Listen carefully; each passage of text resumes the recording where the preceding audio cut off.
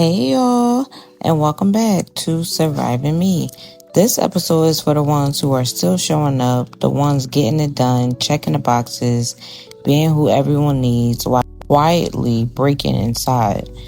If you ever said, I don't even have time to fall apart, or felt like your sadness was something you had to hide, you're not alone.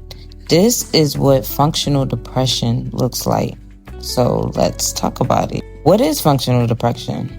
Functional depression it's the kind that doesn't look like the movies. You're working, you're parenting, you're talking to people, but everything feels dull. You feel disconnected from your joy, exhausted by pretending, and guilty for not feeling grateful enough. You're surviving, but you're not really living. And the hardest part about functional depression is that nobody knows, because you're still answering texts, you're still cracking jokes, you're still performing wellness. But functional depression is where you'd rather sleep all day than be amongst the living. People say, oh, you seem fine, but they never ask, do you feel like yourself? When you do finally open up, you be scared that they'll say, but you're doing so well. That's the most invisible kind of pain there is. Because just because somebody may look like they're doing fine on the outside does not mean that on the inside or internally that it doesn't hurt. Sometimes, especially if you're a mother, if you're anybody that got major responsibilities, you don't have time to lay in bed and just be depressed. And I'm saying that the ones that do have time to do that, maybe that's just how your depression shows up. But that's not the only way depression can show up. You could be depressed as y'all know, I was about to cuss, but I forgot. This is a PG-13. It's like, no, let me stop playing. You could be depressed as hell, like sad as hell. Like I'm talking about when you open your eyes in the morning, you like, okay, get up. But everything in your body is telling you like, no, girl, or no, I just want to lay here. Like, I don't want to get up. I don't want to do nothing. But if you got kids, them kids gonna make you get up. So you have no choice but to be functional depression, because who gonna step for your kids if you don't? And as y'all know, I like to say, mama gonna what? Mama gonna step regardless. But that's not to negate the fact that you are still sad. It's still hard to get through the day. It's still hard to get up in the morning. And sleeping feels amazing, because you know why? When you sleep, you're not dealing with nothing. You don't have to deal with people. You don't have to deal with emotions. You're asleep. I honestly say sleeping is the closest you will ever feel to being dead and while being alive. Yeah, that was pretty deep. But if you got it, like, you know. So we don't always feel like we deserve help if we're functioning. Like our pain has to hit rock bottom before it counts, which is totally not true. You don't have to get to the point where you know you're just completely depleted, that everybody notice like, oh my God, you're depressed. Like, it don't have to get to that point for it to be real. Just because it's not at that point doesn't mean you're not depressed. So we carry it in silence. We keep showing up for everyone but ourselves. And y'all know, like I say, that is never good, because self-care is important. Don't ever let nobody tell you any different.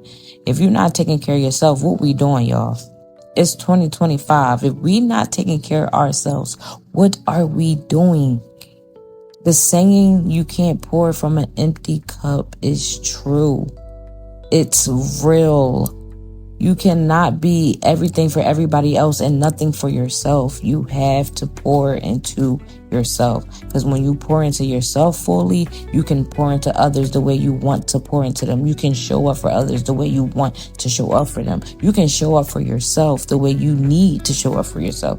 That is why self-care is extremely important. And that silence becomes a symptom too. But survival isn't the goal anymore, people. Even though this podcast is called Surviving Me, that is not the end goal. We're not going to always be surviving ourselves. That is never the goal. We're surviving now because that is the phase of healing that we're in.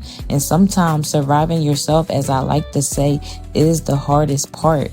Dealing with them demons, facing that trauma, going down that dark hole, opening them doors, facing them people who make you feel uncomfortable. All that is why this podcast is called Surviving Me, because that's what we're doing.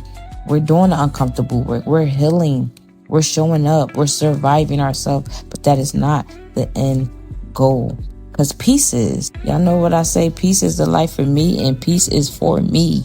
Me and peace gonna go hand in hand. That's gonna be my homie. Okay? Peace is, and presence is. Just being in the present, living in the present, living in the present. I had to say that twice for the people who ain't hear me in the back.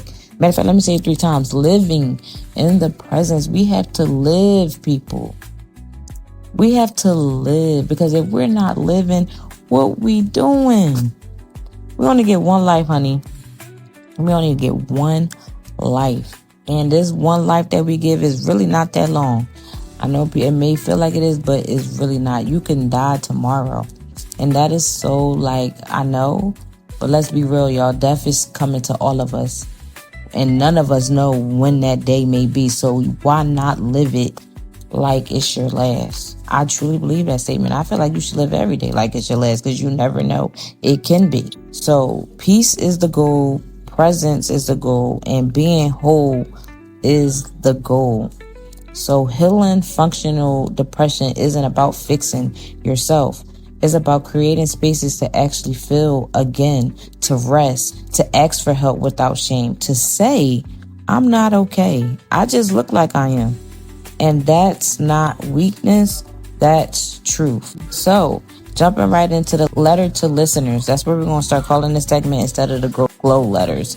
We're going to call it letters to the listeners. If you're listening to this and realize you've been functioning through pain, you are not broken. You're tired and you've been strong for too long. Let that go. Let it go. So this is your reminder. You don't have to earn your healing by falling apart. You deserve rest now. You deserve softness now. You deserve to be seen even when you're still surviving. All that is your right. And if anybody tell you that it ain't your right, come back to this podcast and listen to let me let you know that it is your right. Whether people agree with it or not, it's your right, and I said it so. So if this episode spoke to you, please share it with someone who's been quietly holding it all together.